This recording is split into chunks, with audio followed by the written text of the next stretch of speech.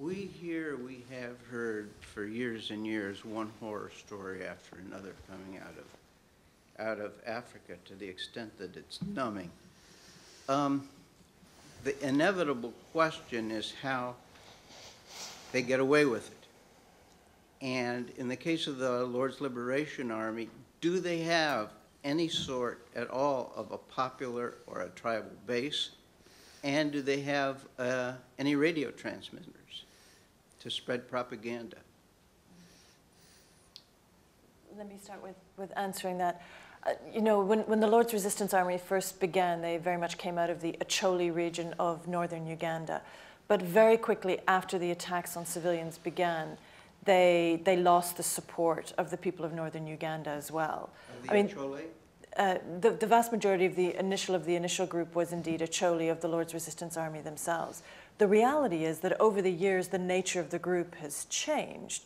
The children that they've abducted, that they've turned into their combatants, are largely not Ugandan now. In fact, they're the children of South Sudan, Central African Republic, and Congo. And I think also that the ideology of the group has increasingly weakened, and it is largely now a group that preys on civilians. So they live purely off of what they're able to rape and pillage and steal? Right. They have no outside form of support? It's a parasitic group. Yeah. It's really a group that has no political ideology remaining. So the land is able to yield up enough power for them to continue doing what they're doing. That's right. They steal and they loot. I mean, the difference with the Lord's Resistance Army of a few years ago is there was one state sponsor of the Lord's Resistance Army a number of years back, which was the government of Khartoum. And I think that's why what's currently going on with the LRA is important, because we again have this referendum of independence, or again, for the first time, have this referendum of independence in South Sudan. And Khartoum has a history of using the LRA. And it's critical that the United States and others make sure that Khartoum does not go back to that. So we don't want the LRA to have a state sponsor. We should go on to another question. So just to answer, because just to get it clear, I think it's many years ago they did have a state sponsor. That was Sudan. Now Sudan is not sponsoring them. They are pillaging, they are looting, and that's the only way that they are financing and surviving in the bush. And they live purely off of that. Yes. Yeah.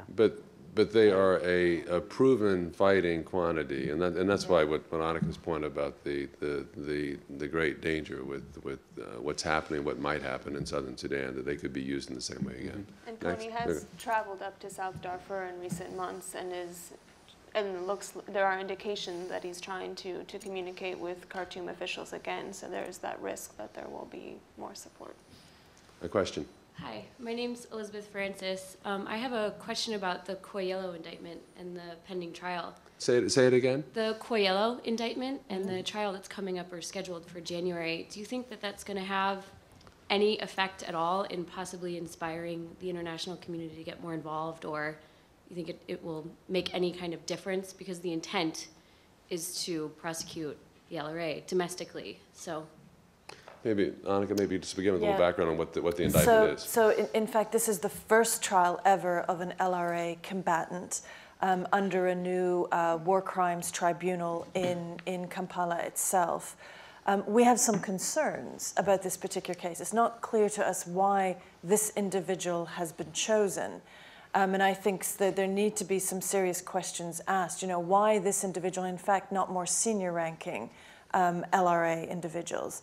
It's possible that this case could, in fact, have quite a negative impact on encouraging other LRA combatants to come out. But we're going to watch this very, very closely. It's important in terms of trying to seek accountability, but that has to be done equitably. It has to be done with proper due process. And we have some concerns about how this is unfolding. Having said that, it's interesting that the Ugandan government has developed this new kind of process, mechanism inside the national judicial system. So that's interesting to see unfold. But let's watch it closely. It starts in February, if I'm not mistaken. And looking back, was the indictment of Joseph Kony a mistake? Look, tricky issue. I think it's really important that we have the International Criminal Court and that the most serious crimes, that individuals who commit those are held to account. I don't think, my personal view, and I'm sure there's some different views in this room here, I don't believe that Joseph Kony failed to sign the peace agreements just because of those ICC indictments. It was clear during the peace discussions that he was busy regrouping, recruiting. You know, one thing that was never talked about during the Juba peace process was the abductions that the LRA were committing in the Central African Republic, in Obo in particular. I'm not sure there were ever serious indications that he was going to come to the peace table. I think those indictments are now very important. I think it's when the international community has said no to war crimes and crimes against humanity, let's hold those people to account. Let's arrest them, and let's make sure it sends a signal to others that this is not tolerated. I think they're vitally important. Another question? Hi, I'm Vicky Economides, and just looking ahead, I have been reading news articles about Truth and Reconciliation Commissions, and my question to all of you is whether you think they'd be effective after 2 decades of such atrocities, and whether this is something that the civilians of the victims really, is that what they would want, or is something more formal like a criminal prosecution, I guess, would that be more vindicative? Well, I'll just from what we've seen, I've been following the LRA now for since kind of the mid-90s, and I've seen not the Truth and Reconciliation Commissions, but I've seen some very local animist processes going on to heal the rift between the child soldiers that are coming out of the bush and trying to reintegrate into their communities. And also, very recently, what we saw in Congo just a few months ago and in Central African Republic, the local communities embrace the children back into their communities. The mothers still love their children. They want them home. They just want them to be normal, and they just want them to have as much psychosocial help as they could possibly get. So a lot of the time, it's not necessarily a question of truth and reconciliation, or even taking it a step further and having some form of kind of legal recompense.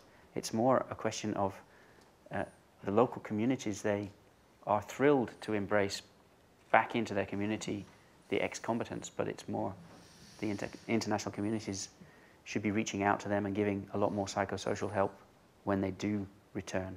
And I think that's one of the major problems, actually.